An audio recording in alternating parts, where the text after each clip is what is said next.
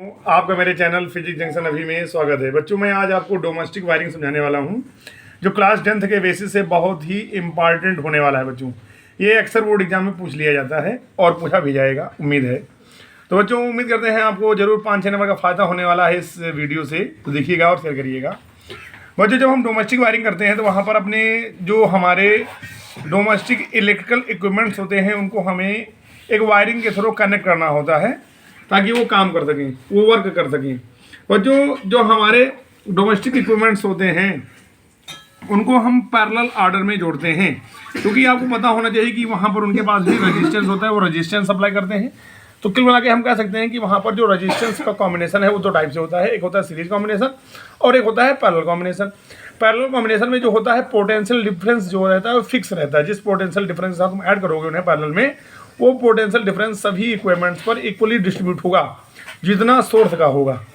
तो कहने का ये मतलब हुआ कि हमारे जितने भी डोमेस्टिक इक्विपमेंट्स होते हैं वो सब एक फिक्स पोटेंशियल डिफरेंस पे काम करते हैं और उनका लगभग पोटेंशियल डिफरेंस 220 वोल्ट होना चाहिए। यानी यहाँ पर अगर हम बात करें कि डोमेस्टिक वायरिंग में कितने वायर होते हैं, यहाँ पे 3 वायर होते हैं।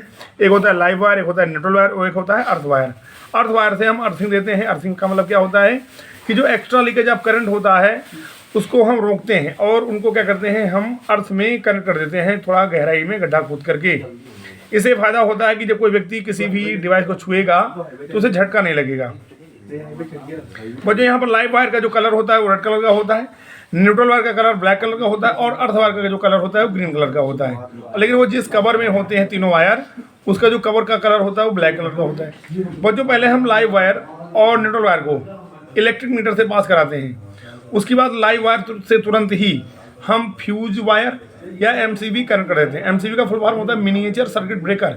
ब्रेकर का मतलब होता है सर्किट को तोड़ देना। जब भी कभी करंट की वैल्यू एक्सेस में होती है तो वहाँ पर हीटिंग इफेक्ट की वजह से हमारे जो इक्विपमेंट्स हैं उन्हें खराब होने का डर रहता है। तो जब हम फ्यूज वायर जोड़ेंगे तो फ्यूज वायर का जो मेल्टिंग पॉइंट होता है वो लाइव वायर से कम होता है। फ्यूज वायर जो होता है एलॉय का बना होता है। एलॉय में बेटा टिन होता है और लेड होता है। टिन का मतलब क्या होता है, टिन और लेड। लेड माने कांच या ग्लास कह सकते हो, टिन और लेड।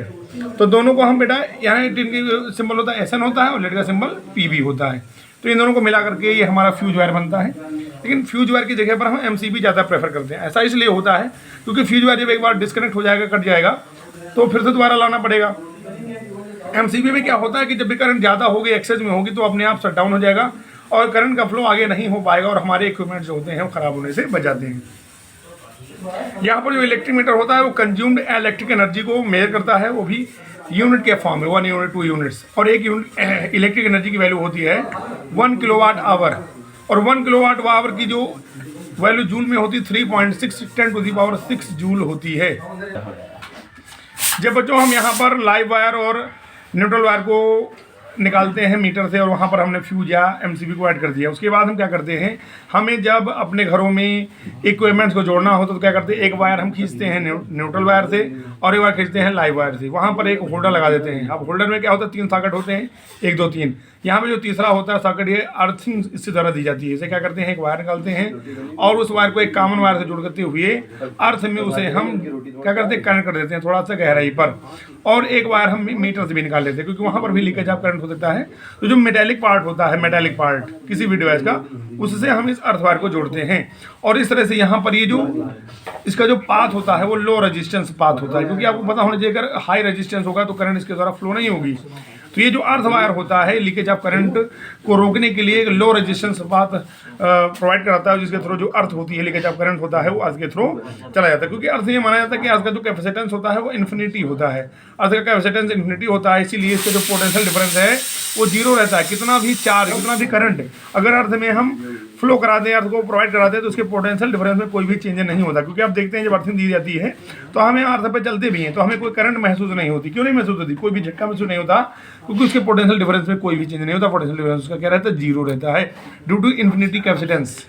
और इस तरह से बच्चों उम्मीद करते हैं आप सभी को ये मेरे द्वारा समझाएगा टॉपिक, मेरे वीडियो आपको पसंद आया होगा और आप इसे देखिएगा और इसे शेयर करिएगा। धन्यवाद।